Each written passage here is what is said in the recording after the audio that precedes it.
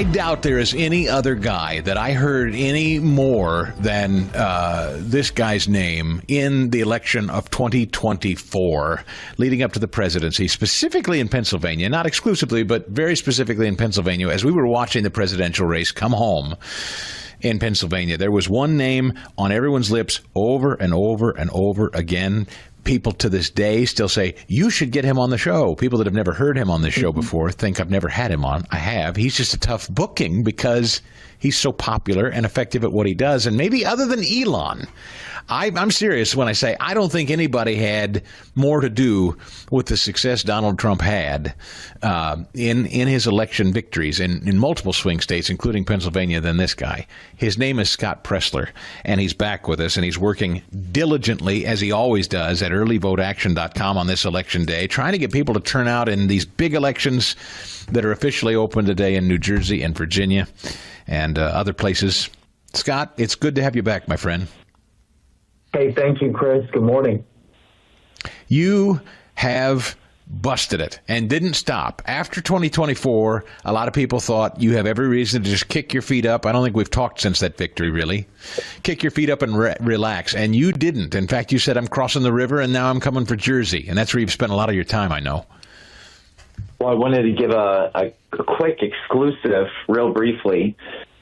It was the Pittsburgh rally, Donald Trump's second to last rally on November 4th, the day before Election Day. And I actually got a phone call from Laura Trump. Nobody knows this. I didn't make it public. And Laura Trump had it on speakerphone, and she goes, Scott, somebody wants to talk to you. And then I hear booming over the speaker, and it goes, Scott Pressler, I'm your biggest fan. And I had a moment to talk to the President of the United States right before Pennsylvania. Our beautiful listeners helped to reelect him as the 47th president. And he took time out of his busy schedule to thank us, to thank the grassroots, and to give us that last bit of adrenaline-boosting energy going into the final 24 hours.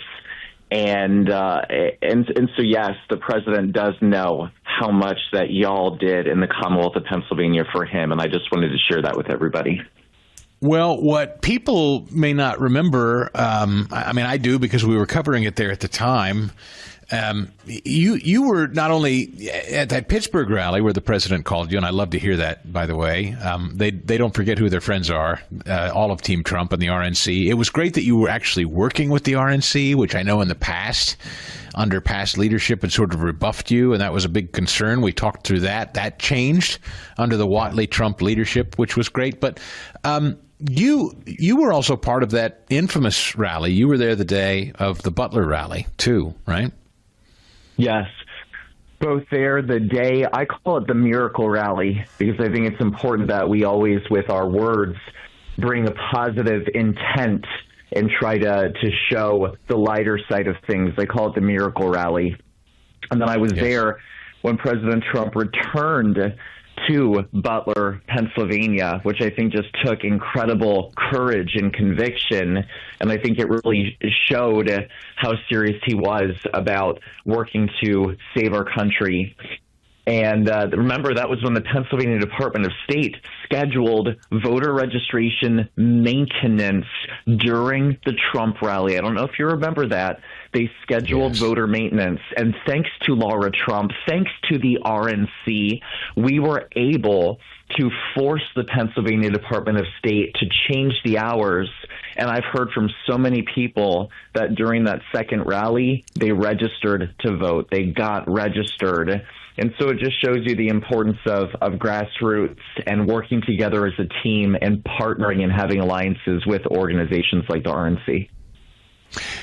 You're only one man, and you've just worked your tail off, and you're trying to go as hard as you can in as many states as you can. Now that we're syndicated coast to coast, there are 400 different radio stations listening to you, people watching on the Salem News Channel right now, Scott.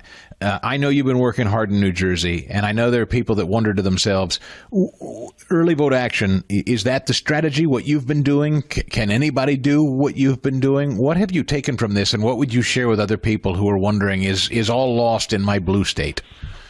Well, let me give a rousing message, and I'm standing up right now because I'm feeling the passion and energy coursing through me, and I want it to course through you, the listener at home. So here is the game plan. Number one, I ask for your vote this November. We're going to start with the West Coast and go east. California, vote no to Proposition 50. You are going to stop Governor Newsom's grab of power from trying to jerry-rig and gerrymander congressional maps. You get everyone to know, in California to vote no to Prop 50. Then, as soon as we win today, Tuesday, I am asking everybody, please, I need you to know that we're coming to Oregon to end automatic vote by mail. We're coming back to California in order to stop to get voter ID on the ballot. We're coming to Washington to get voter ID plus proof of residency on the ballot. Then this is top secret, so don't tell anybody. But we're coming to New Mexico to register voters. And if we get 50,000 voters registered or 25,000 Democrats to switch to Republican, we can make New Mexico the next swing state. We're also coming to Texas because, sorry, not sorry, John Cornyn needs to go, and I'm supporting Ken Paxton for the United States Senate. And then in addition, today is the day that we make history, electing Jack Ciattarelli as governor in New Jersey and Pennsylvania. I need you to vote no to retention, to Democrat Justices Doherty, Donahue, and Wecht, flipping over your ballot to fire your judges, turn over your ballot to term limit your judges. And Virginia, Winsome Earl Sears for governor and Lieutenant Governor John Reed, and re-elect Jason Mieres for AG.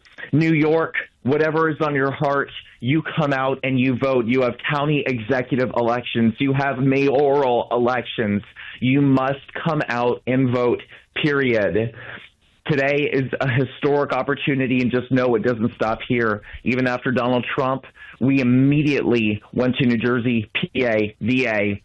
Next, we're going to those quote-unquote blue states that I mentioned. And in 2026, we're going to bring the peaceful fight and replace Governor Evers. He's term limited in Wisconsin. We're going for the Michigan governorship. We're going for the Pennsylvania governorship. Yes, that means you peacefully, Governor Shapiro. And from coast to coast, we are going to bring our conservative message everywhere, and there is hope everywhere. And you have my affirmation and you have my promise that I'm not going to stop for a gosh darn second, but I need all of y'all to take positive action, and I need you to vote. If you want me to stay in the battle, I need reinforcements, I need allies, and I need voters.